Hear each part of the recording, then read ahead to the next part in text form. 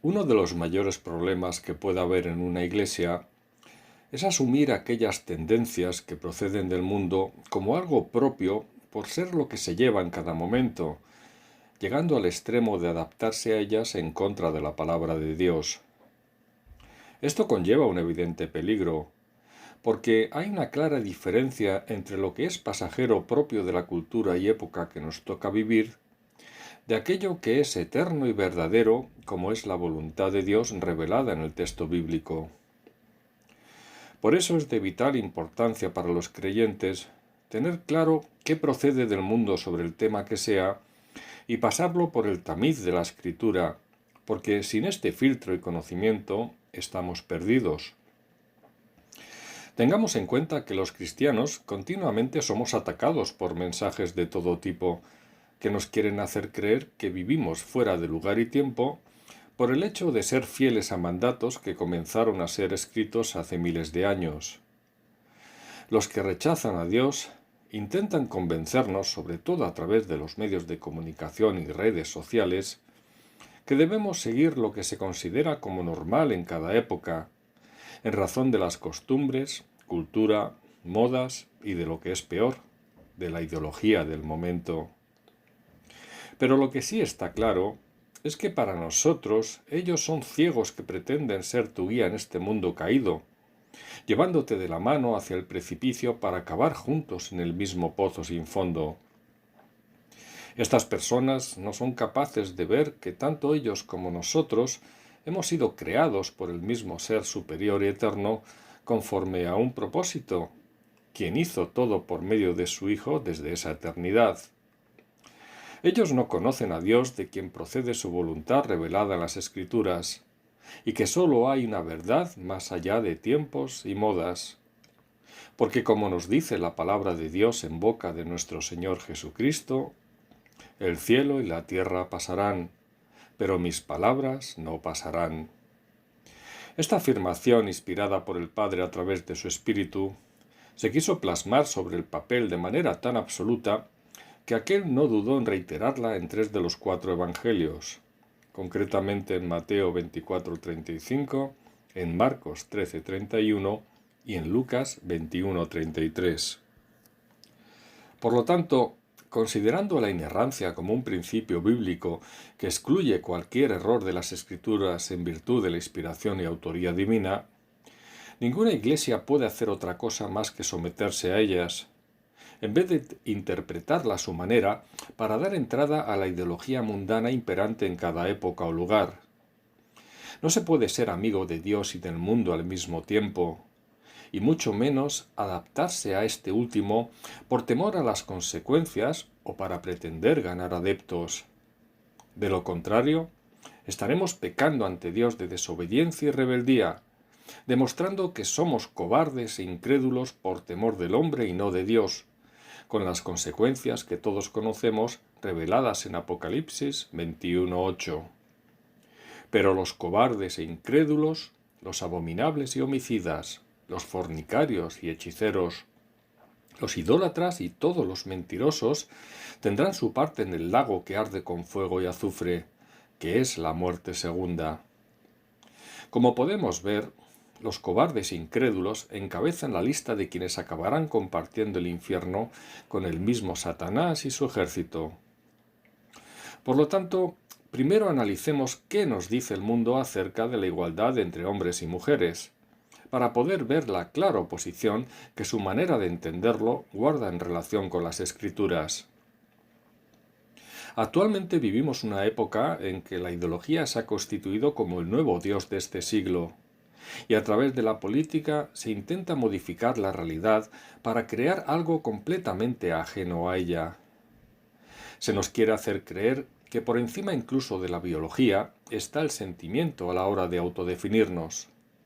De esta manera, cada persona puede considerarse su propio creador con el objetivo de asumir que ha sido configurado conforme a la imagen que él o ella consideren según su estado emocional, sin pararse a pensar que las emociones y sentimientos pueden variar a lo largo de una vida. Pero colocar el sentimiento por encima de la propia realidad biológica da lugar a un serio problema que acaba provocando todo tipo de desmanes. Esto ya ha ocurrido según las noticias, como el caso de un hombre de 52 años que al sentirse como una niña de 6, ha sido adoptado por una familia que le cuida como un hijo más.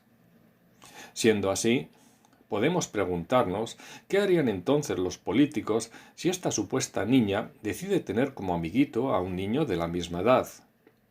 ¿Seguirían respetando la nueva identidad asumida por aquel hombre o lo impedirían para evitar posibles abusos?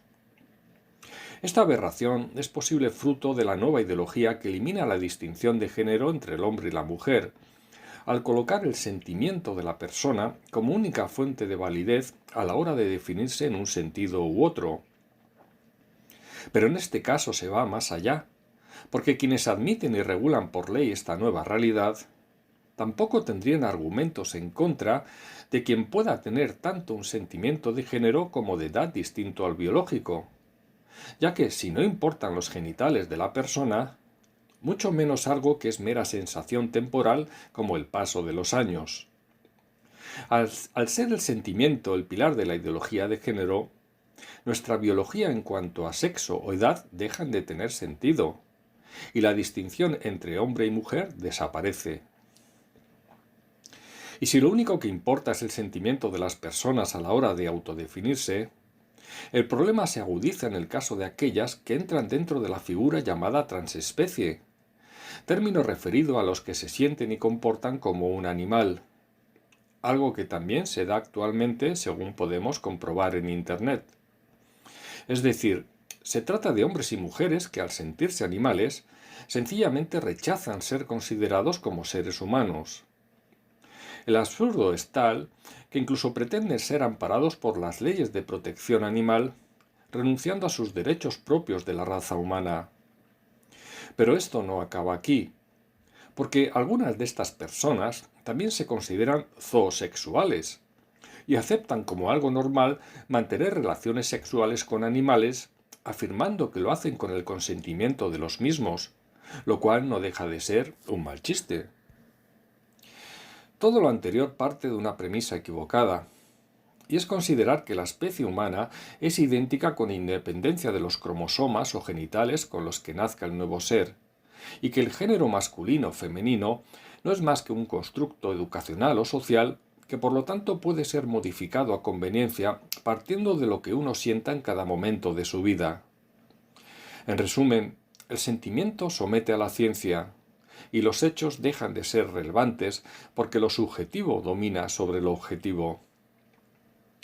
Pero esta manera de identificar hombres y mujeres también nos conduce por el peligroso camino que puede provocar dar rienda suelta a la perversión propia de la naturaleza humana. Y así es, porque al constituir el sentimiento algo que nadie puede probar ante la autoridad civil o judicial, ésta no podrá sancionar el fraude de ley de cualquier hombre que se cambie el sexo en el registro civil por mera manifestación, con el propósito de evitar una condena por violencia de género, ser trasladado a una cárcel de mujeres, competir deportivamente contra ellas con la desventaja que esto supone para la mujer, o poder entrar en vestuarios femeninos, por ejemplo. Esto es la evidencia de lo que en realidad somos, seres humanos pecadores que al no conocer a Dios, a lo bueno lo llamamos malo y a lo malo bueno, asumiendo como natural lo que no lo es al cambiar la verdad de Dios por la mentira, como expresó Pablo en Romanos 1:25. Esta verdad en lo referente al diseño divino para el hombre y la mujer ha sido hoy en día completamente distorsionada, pues se confunde la identidad con la igualdad, que son conceptos distintos. Esto nos lleva a pensar que un ministerio de igualdad no ejerce bien su cometido cuando se dedica a identificar ambos términos mediante leyes que conducen al caos, en vez de luchar para que las mujeres tengan los mismos derechos que los hombres, aun siendo diferentes a estos.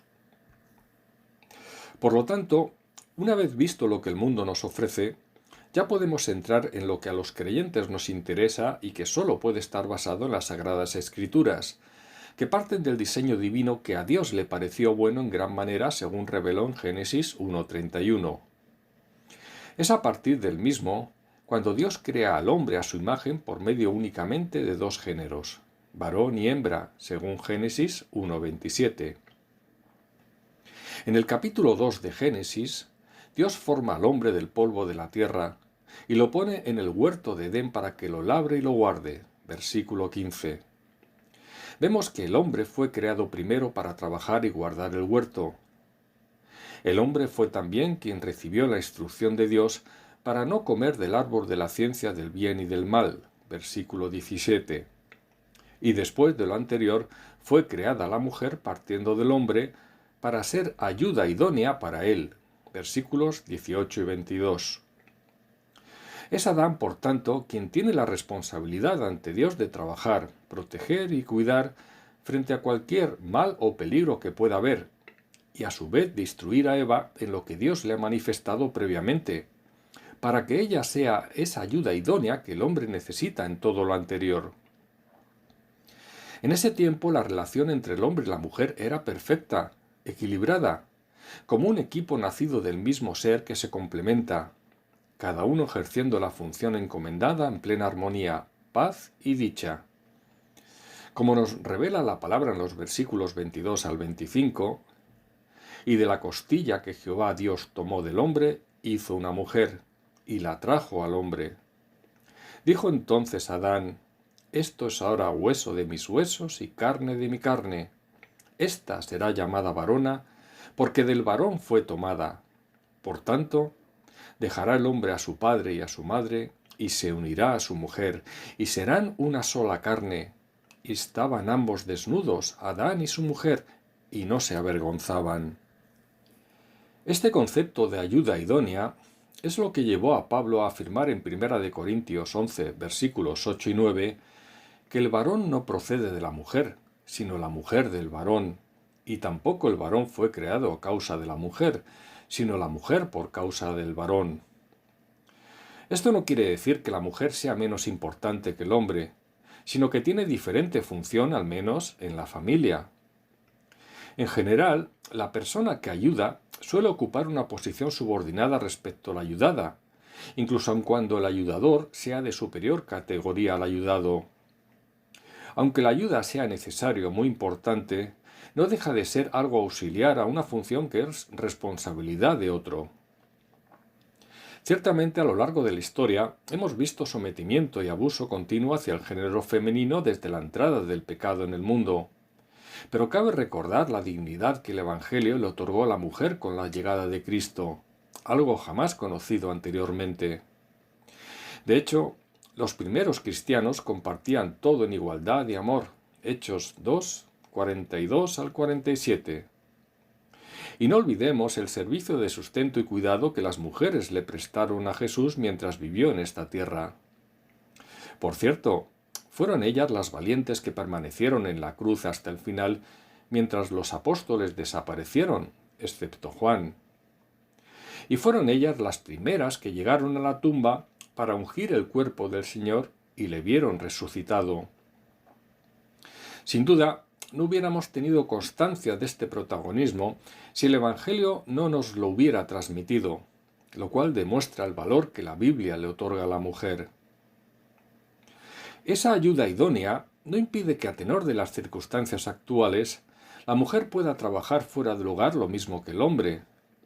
Pero lo que para Dios importa es la motivación que guarde en su corazón.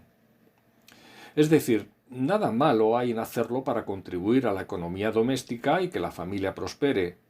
Pero la mujer se aparta del diseño divino cuando el objetivo es querer competir con el hombre para hacer lo mismo que él hace fuera de casa, en base a esa confusión mundana entre igualdad e identidad. Además, hay que tener cuidado sobre todo a la hora de discernir qué es lo mejor para la familia de cara al cuidado y educación de los hijos, por ejemplo. No olvidemos que llamó a Adán el nombre de su mujer Eva, por cuanto ella era madre de todos los vivientes. Génesis 3:20. Por tal motivo, la voluntad de Dios es que mientras sea posible y salvo que solo pueda trabajar la mujer, a la hora de optar quién debe permanecer en el hogar al cuidado de los hijos, sea aquella quien asuma esta función. Evidentemente, me estoy dirigiendo a mujeres cristianas que creen y asumen la palabra escrita como mandato divino. Sin embargo, y por desgracia, hoy en día vemos que esa voluntad se ha visto distorsionada por una sociedad que empuja a la mujer para que salga fuera del hogar aunque no quiera, fruto de la era del consumo que elevando precios incita a gastar mucho para que trabajen tanto el hombre como la mujer. De esta manera, los hijos son criados por los abuelos o por terceros dentro o fuera de casa, y esto puede provocar la desafección de los hijos hacia los padres, la pérdida del respeto y de los valores tradicionales. Pero volviendo al diseño original divino revelado en Génesis, vemos que era perfecto, hasta que apareció el pecado y sus terribles consecuencias. Una de ellas fue precisamente la que se describe en Génesis 3:16. A la mujer dijo: multiplicaré en gran manera los dolores en tus preñeces.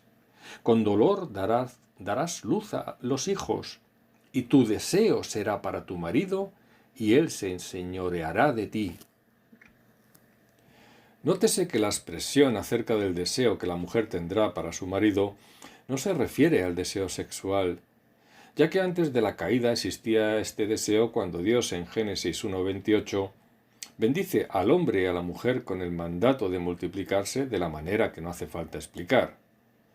El vocablo deseo, junto con la referencia a que el hombre tendrá dominio o se enseñoreará de la mujer, tiene un paralelo con la frase de Génesis 4:7, a tenor de la cual, al dirigirse Dios a Caín, le dice lo siguiente: si bien hicieres, no serás enaltecido, y si no hicieres bien, el pecado está a la puerta. Con todo esto, a ti será su deseo, y tú te enseñorearás de él. Aquí el pecado se nos muestra como una amenaza preparada para atacar en cuanto salgas por la puerta de casa a fin de dominarte. Conociendo el corazón de Caín, Dios le advierte de ese peligro espiritual, incitándole para que someta la tentación que viene de Satanás. Por lo tanto, el deseo de la mujer a que se hace referencia tras el pecado no es otro que el de intentar dominar al hombre dentro del matrimonio. A su vez, esto provoca la batalla de sexos tan común hoy en día, ya que, como añade la palabra, a su vez el marido se enseñoreará de la mujer intentando someterla por la fuerza y muchas veces de la peor forma, como comprobamos en los tiempos que corren. Vemos, por tanto, que aquella relación idílica diseñada y creada por Dios se vino abajo tras la entrada del pecado en el mundo. Sin embargo, esto es precisamente lo que nos debe motivar a los cristianos para contribuir a restaurarla en la medida de lo posible, a pesar de nuestra naturaleza pecaminosa. Y la restauración de esta relación solo puede tener lugar mediante una nueva vida en Cristo, descrita por el apóstol Pablo en Efesios 5, versículos 22 al 33. Esto es muy importante para nosotros como creyentes, porque nos afecta a todos al vivir en un mundo donde se ha distorsionado el papel del hombre y la mujer dentro del matrimonio, sobre todo en la época actual en la que está tan en boga el feminismo radical. Además, la ideología de género regulada por ley ha empeorado la situación. En efecto, los cristianos nos vemos perjudicados cuando incluso dentro de la Iglesia algunos consideran anacrónico seguir manteniendo las enseñanzas de los apóstoles Pedro o Pablo, en relación con la idea del sometimiento de la esposa al marido dentro del matrimonio. Pero esto no es más que falta de conocimiento de la palabra, porque sumisión no significa inferioridad, ya que incluso el propio Jesús se sometió al Padre. La sumisión debe ser libre y voluntaria para la mujer, y el hombre no puede forzarla y mucho menos pretender que sea contraria a la voluntad de Dios, porque como expresó Pablo en Colosenses 3:18, la mujer debe estar sujeta al marido, pero como conviene en el Señor, es decir, siempre de acuerdo con la voluntad de Dios expresada en su palabra. Por eso vayamos a la misma y comprobemos qué nos dice. Partamos igualmente del hecho de que para los cristianos la igualdad entre hombre y mujer no significa identidad, como el mundo pretende hacernos creer. Porque una cosa es ser iguales ante Dios al haber sido creados a su imagen, y ser hechos hijos suyos por la fe en Cristo Jesús, según Gálatas 3:26, y otra muy diferente, que esta igualdad nos haya otorgado las mismas funciones o llamados. Así es, ya que el papel del hombre y de la mujer en el matrimonio viene condicionado por sus respectivas funciones. No se trata de subordinación o sometimiento en cuanto a personas, como algunos erróneamente lo interpretan, sino en sus funciones o manera de operar, lo cual no implica inferioridad. Más bien se puede decir que esta subordinación es congruente con la idea de igualdad, porque no afirma ningún tipo de superioridad del hombre respecto a la mujer. Un tornillo y un clavo pueden estar hechos del mismo metal, pero cada uno tiene su función coordinada de cara a construir un mueble, por ejemplo. Una ilustración perfecta la encontramos en las personas de la Trinidad.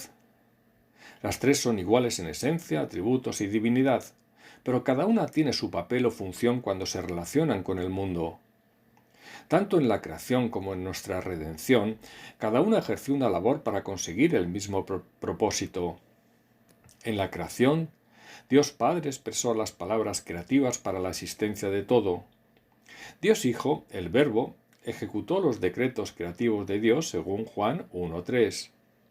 Y el Espíritu Santo estaba igualmente activo, pero de manera diferente según Génesis 1:2, cooperando además en la creación mediante la exhalación del soplo de Dios que, aparte de inspirar las Escrituras, también creó el ejército de los cielos mediante el aliento de su boca, según nos revela el Salmo 33:6.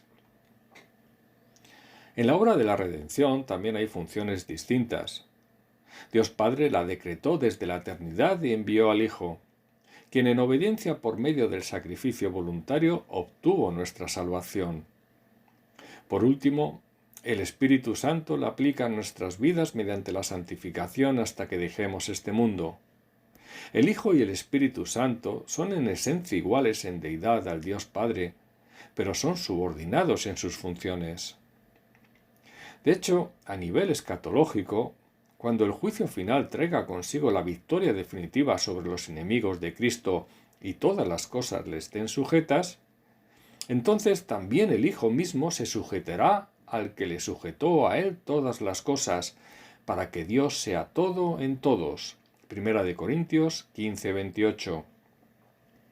Esto no puede implicar inferioridad en esencia, porque el Hijo también es Dios, igual que el Padre, y solo hay un Dios.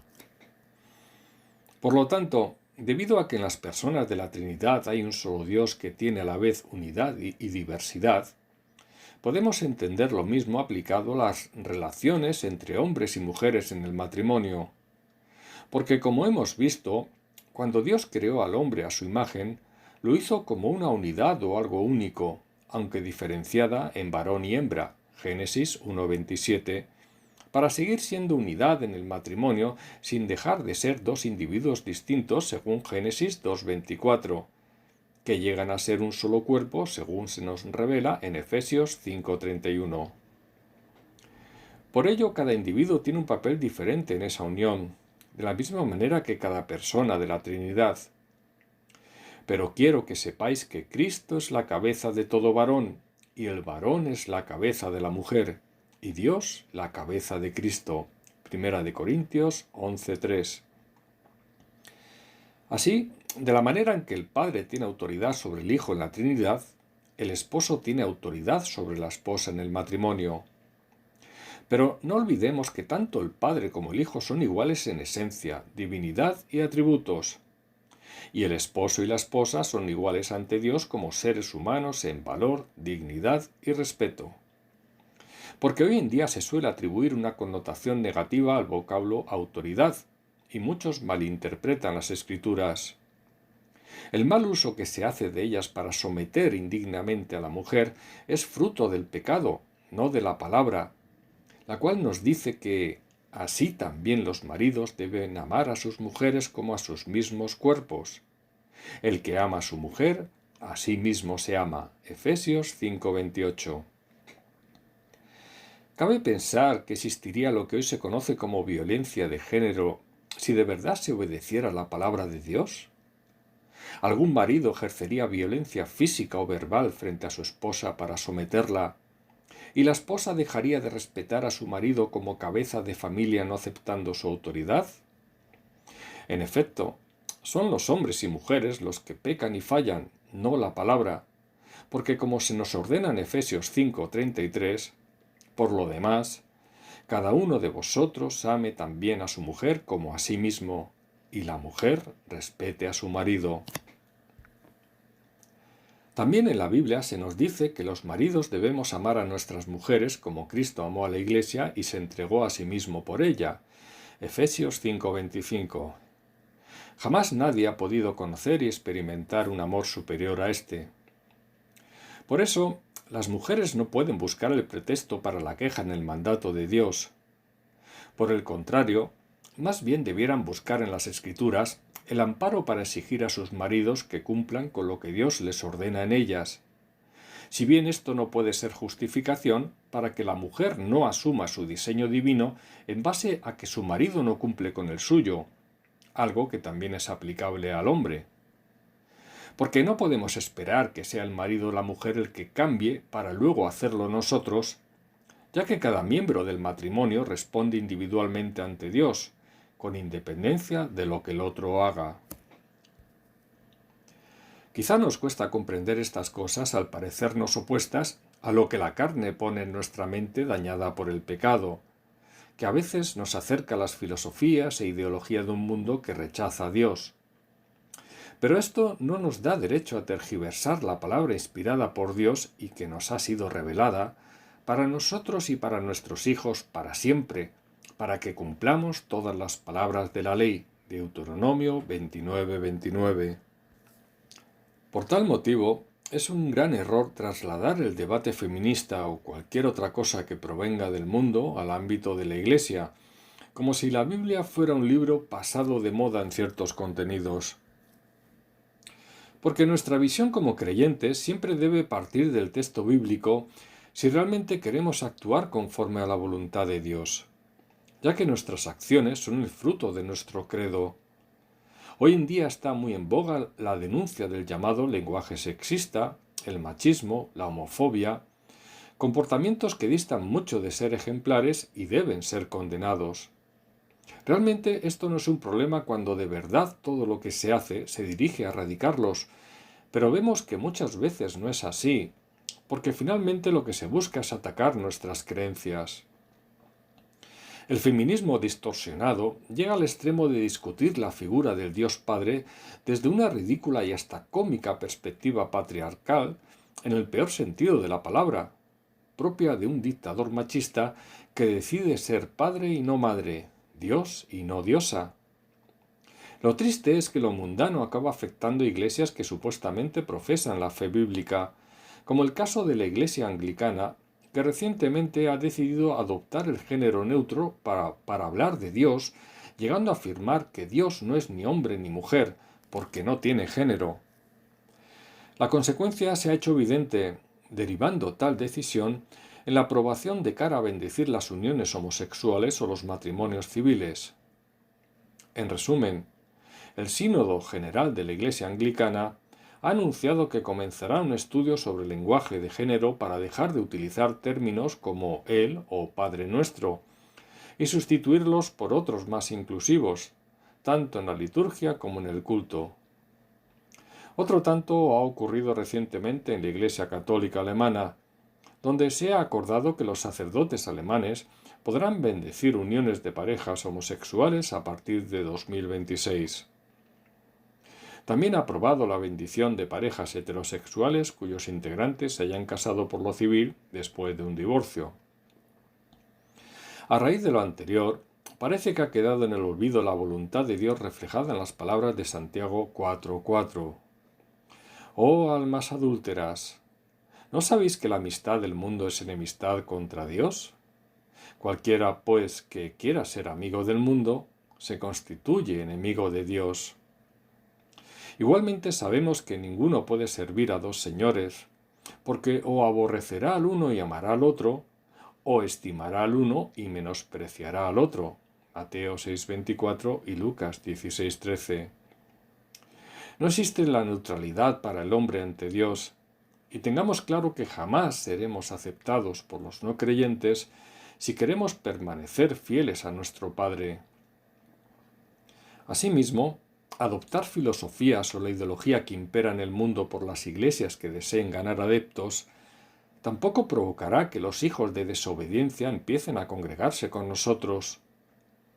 Todos los que no creen en el Dios bíblico están sujetos al yugo del príncipe de este mundo, porque según 1 de Juan 5:19, el mundo entero está bajo el maligno, y a su vez son por naturaleza hijos de ira, al igual que lo fuimos nosotros antes de conocer a Cristo, como escribió Pablo en Efesios 2, versículos 1 al 3. También vemos que a muchos predicadores se les censura en las redes por el mero hecho de ser fieles a la palabra y denunciar lo que está mal ante Dios hablando de pecado. Y se persigue al que no acepta la ideología de género como una imposición que no respeta las creencias personales. Al final, el llamado delito de incitación al odio es una burda excusa para censurar lo que socialmente no se considera aceptable. Y hoy en día sabemos que todo es aceptable, excepto lo que proviene de la Biblia y del Dios que la representa. Pero cuidado, porque ese Dios de amor en el que algunos creen también es Dios de justicia, la cual llegará seguro para todos. Ay de los que dicen a lo malo bueno y a lo bueno malo, que hacen de la luz tinieblas y de las tinieblas luz, que ponen lo amargo por dulce y lo dulce por amargo. Isaías 5:20. Por eso hoy en día las corrientes del mundo en contra del cristianismo usan el elemento emocional como instrumento para presentar la Biblia como un libro anacrónico y al Dios bíblico como alguien que en base al amor todo lo debiera permitir. Pero lo triste es que algunas mujeres que se consideran cristianas tropiecen en la misma piedra, porque debatir sobre la palabra es cuestionar al mismo Dios que la inspiró y tenerle por mentiroso. Y no olvidemos que sólo la bendición y el favor de Dios están unidos a la obediencia. Si creemos de veras que toda la Escritura está inspirada por Él, asumamos incluso lo que no entendamos por fe y reconozcamos con humildad nuestra ignorancia sobre ciertas cosas reveladas. Dejemos de ser como el vaso de barro pleiteando contra el alfarero que lo creó. Por tal motivo, antes de sacar conclusiones o tomar decisiones, estudiemos e investiguemos en profundidad la palabra para saber qué dice y manda, aunque a veces cueste comprenderla como seres limitados que somos. La finitud de la mente es nuestra debilidad, no la de Dios. En este sentido y volviendo a la palabra, también vemos que Adán fue quien puso nombre a Eva. Génesis 2:23. Será llamada varona porque del varón fue tomada. Lo cual en la mentalidad del Antiguo Testamento implicaba el ejercicio de autoridad sobre la persona nombrada. Esto es algo que quedó ratificado tras la caída en Génesis 3:20, cuando Adán le puso el nombre de Eva a su mujer. Incluso el papel de la serpiente que primero se acercó, tentó e hizo pecar a Eva, fue crucial para ver que se quiso subvertir el orden de autoridad divinamente preestablecido, porque no olvidemos que, aunque fue Eva quien primero pecó, Dios llamó primero a Adán pidiendo explicaciones, Génesis 3:9, ya que lo consideraba la cabeza de esa familia, el representante a quien dirigirse en nombre de los dos. El apóstol Pablo tuvo muy claro todo esto, y por eso, aunque sabía igual que nosotros que fue Eva quien pecó primero, considera a Adán como cabeza representativa de la humanidad a la hora de permitir la entrada del pecado en el mundo, de igual manera que Cristo lo fue como representante de los que han sido salvos por su sangre. Porque así como en Adán todos mueren, también en Cristo todos serán vivificados. 1 Corintios 15:22. Consecuentemente, vemos que el papel del hombre y de la mujer para Dios han sido los mismos antes y después del pecado. La única diferencia es la depravación que éste ha provocado en nuestras relaciones, de cara a una absurda competencia por conseguir los mismos puestos o funciones en virtud de nuestro orgullo y soberbia. No entraba en los planes iniciales de Dios que la mujer se rebelara frente a la autoridad otorgada al hombre, ni que el hombre pervirtiera el uso de tal autoridad para someter indignamente a la mujer. Por tal motivo, el sometimiento al que Pablo hace referencia en sus cartas trata de recuperar aquel concepto original dentro de la relación que Dios estableció para el hombre y la mujer. Pablo no expresa una opinión personal, sino un mandato que procede del mismo Jesucristo, quien le otorgó la autoridad para ello en virtud de su nombramiento como apóstol. De ahí que el objetivo que pretende sea destruir las obras del diablo, porque para eso apareció el Hijo de Dios, según quedó escrito en 1 de Juan 3:8. Por último, el diseño divino explicado también nos sirve a la hora de aceptar el liderazgo espiritual del hombre en la Iglesia, aunque sabemos que se trata de un asunto no asumido por todas las denominaciones. Pero si nos atenemos a la literalidad de las Escrituras, no vemos argumento bíblico que permita que la mujer ejerza ese liderazgo de cara a ser pastora, por ejemplo.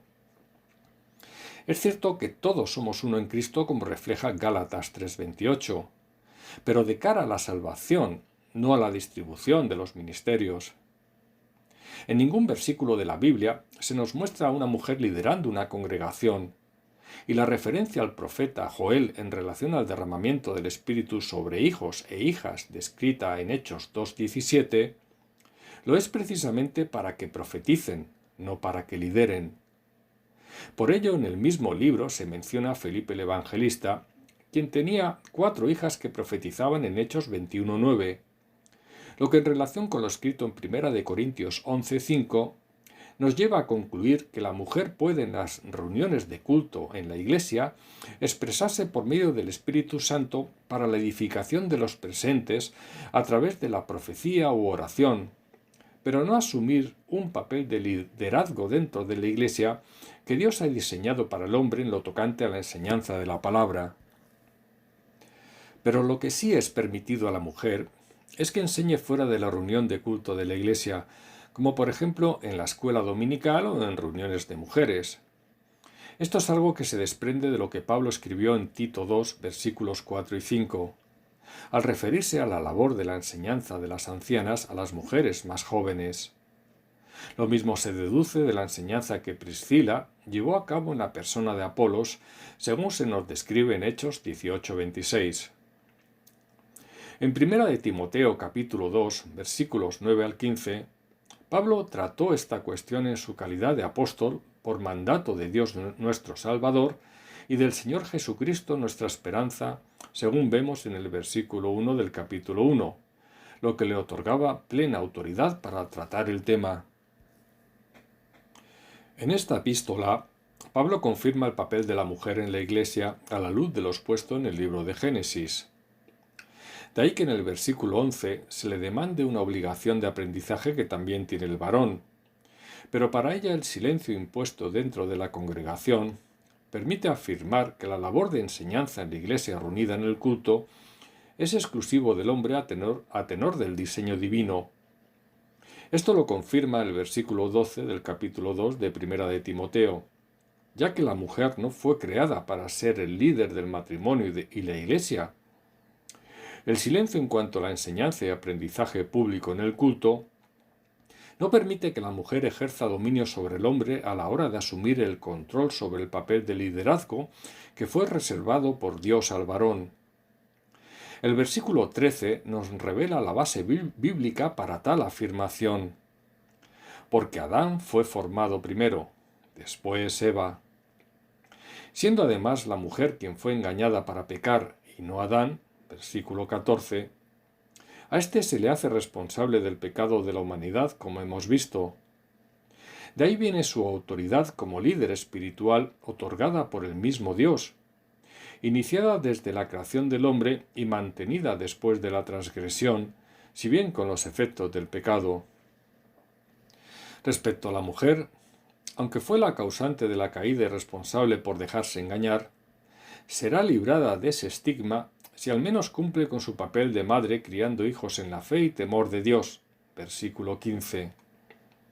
Vemos que, si bien no todas las mujeres han nacido con el llamado divino de ser madres, El diseño de Dios sí permite afirmar que las cristianas que lo cumplen son las encargadas de la crianza de los hijos, para observar aquel propósito que Pablo revela en el versículo mencionado. En conclusión, solo cabe añadir que a lo largo de la Biblia comprobamos que no existe llamado a alguna mujer para ser apóstol o evangelista. De hecho, todos los libros fueron escritos por hombres usados por Dios en virtud de su libre decisión incuestionable para nosotros. Por lo tanto, solo nos queda aceptar lo revelado por medio de la palabra o desecharlo. Pero lo que no podemos hacer es amoldarlo a nuestras propias creencias contaminadas de lo mundano, añadiendo, quitando o tergiversando lo que para nuestra enseñanza ha sido escrito por el Creador de todas las cosas. De esta manera, evitaremos caer en la maldición descrita en los versículos 18 y 19 del capítulo 22 del libro de Apocalipsis. Que Dios nos conceda la sabiduría para ello. Amén.